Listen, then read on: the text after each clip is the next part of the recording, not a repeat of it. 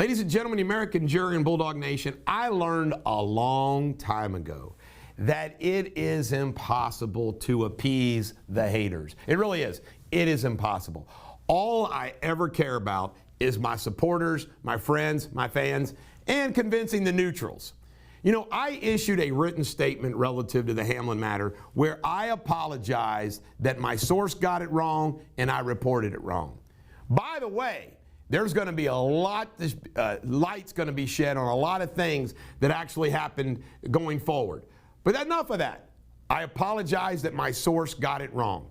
But you know what's amazing is how absolutely everybody wants to forget about what actually went down that night and the repercussions of all of these people. For example, during the entire incident when that was happening, all I kept saying was, I think Buffalo should have to forfeit the game. Why? Do you know that if you're winning in the first quarter and you're up 7-3 and you actually have the ball, the winning percentage for you to win the game is like 63, 66%. That's the facts, okay? As I've pointed out on one of my posts, if the Bills and McDermott cared more about Hamlin than they did the football game, why didn't they just forfeit the game and say, hey, we're out of here, we're forfeit, we're gone? So what has transpired since then? What does the NFL do? The NFL calls it a draw.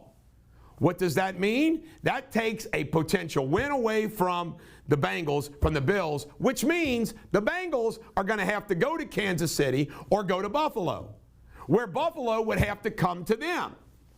A home game. It's huge. It makes a gigantic difference. It truly, truly does.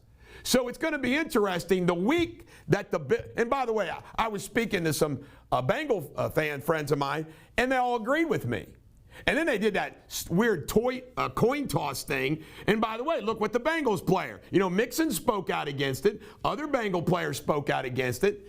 They were getting screwed. McDermott played the Bengals and the NFL.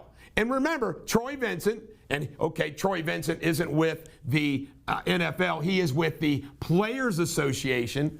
Joe Buck, by the way, I don't like ESPN, but I don't think Joe Buck's a liar. I can't stand Joe Buck as an announcer, but I don't think he's a liar. What did Joe Buck report? He said they were telling there was going to be a 5-minute warm-up. They weren't going to call the game. You know what? A buddy of mine, Jamie Spindley, says last year a player collapsed in a soccer game like this, same type of situation, and they played it the next day. My cousin Josh pointed out that Jim McSherry, an umpire back in the 80s, fell dead of a heart attack opening day. They didn't cancel the game for that. The home plate umpire died. My point that I'm trying to make is that despite what happened on the field, and by the way, there isn't anyone isn't happy that Damar Hamlin is recovering and doing a good job, and University Hospital Trauma Department did a good job. But you know what? It still doesn't change my feelings about the NFL. It doesn't change my feelings about the local media. It doesn't change my feeling about corporate health care.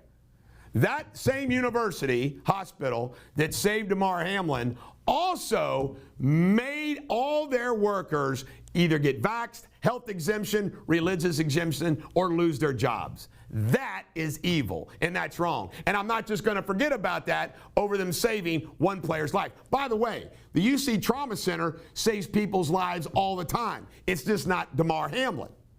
And another thing, the prayer, Tim Tebow was mocked by all of it. Could not kneel. Now everybody can kneel. This whole thing, the hypocrisy of it. Now, last but not least, my haters, these nasty human beings. And I want to call out one in particular, and I want to use this as an example. Most of these haters of mine are out of town, woke liberals. We check them out. One I want to, she's going to enjoy this, specifically point out, Mackenzie Money. She's the one that says, prayers for the family, heard from a reliable source that I've died. Go to her page. We are ruthless now. Good old Ginsburg. So I'm saying this for all of, just so you all know, all of you that have reported to me, you know, the hate and hate. Well, the people, 90% of these people that are doing the hate are people like this, or they're from Michigan or California or whatever the place they are. That's where they are. And they screenshot and they post. This one guy named Eric Lemaster literally took enough time to post a screenshot on like every one of my posts. It's like, really? And by the way, people say, we block and delete. You know, blocking and deleting these people drives them crazy. They want to be able to put their hate and do all that stuff. By the way, I had no ill will. I had no bad intentions whatsoever. None. These people, on the other hand, are filled with hate. They even say stuff like, where's the apology? What do they not understand about my apology? It really cracks me up. And by the way, we wanted to just like have a statement about this and move on. But because of what the NFL did to the Bengals, what the Bills did to the Bengals, and what's actually transpired, you know what? It's an ongoing story. And you know what? I'm going to keep doing what I do. This is the Bulldog. Every dog has their day. Have a great day.